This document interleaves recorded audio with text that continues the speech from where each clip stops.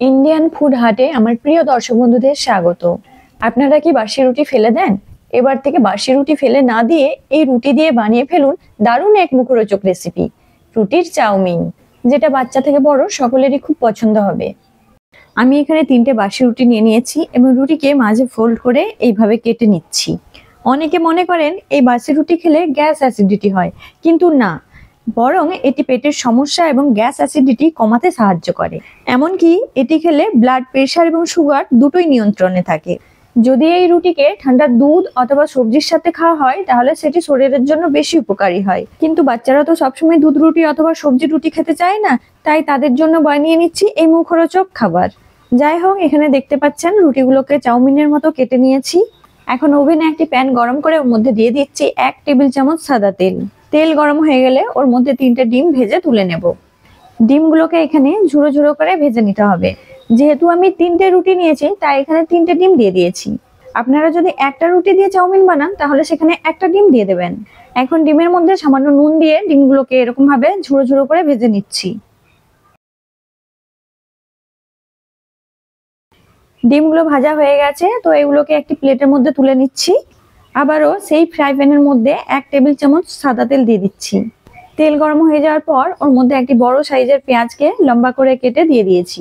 পেঁয়াজকে এখানে জাস্ট নরম হয়ে যাওয়া পর্যন্ত ভেজে নিতে হবে। পেঁয়াজ একটু নরম হয়ে গেলেই ওর মধ্যে দিয়ে দেব কুচিয়ে রাখা আলু এবং গাজর।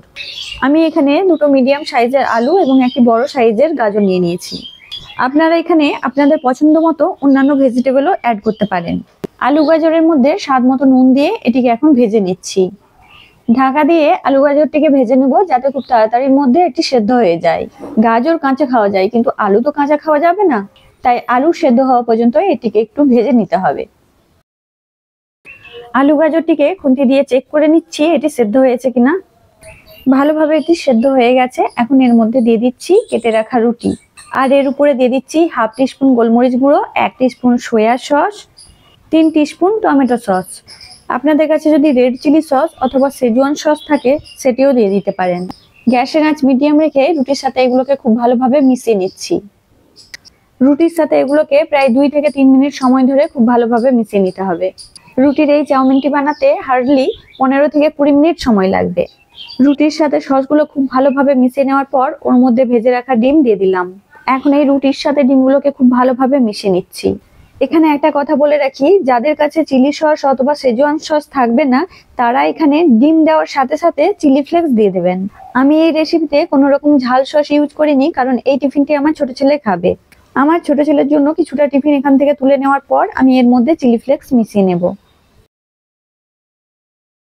ছোট ছেলের জন্য টিফিন কিছুটা তুলে নিয়ে ওর মধ্যে দিয়ে দিচ্ছি চিলি ফ্লেক্স। চিলি ফ্লেক্সটিকে রুটি চাউমিনের সাথে এখন খুব ভালোভাবে মিশিয়ে নিচ্ছি। এরপর এটিকে বড় ছেলের স্কুলের টিফিনের জন্য এটি দিয়ে দিচ্ছি। আমার রুটির এই চাউমিনের আইডিয়াটি কেমন লাগলো আমাকে কমেন্ট করে জানাবেন। ভালো লাগলে লাইক দিয়ে আমার এই চ্যানেলটিকে সাবস্ক্রাইব করে নেবেন এবং ফেসবুক থেকে দেখলে পেজটিকে ফলো করে নেবেন। সকলে ভালো থাকবেন ও সুস্থ থাকবেন। আবার আপনাদের সাথে দেখা হবে নতুন কোনো রেসিপি নিয়ে।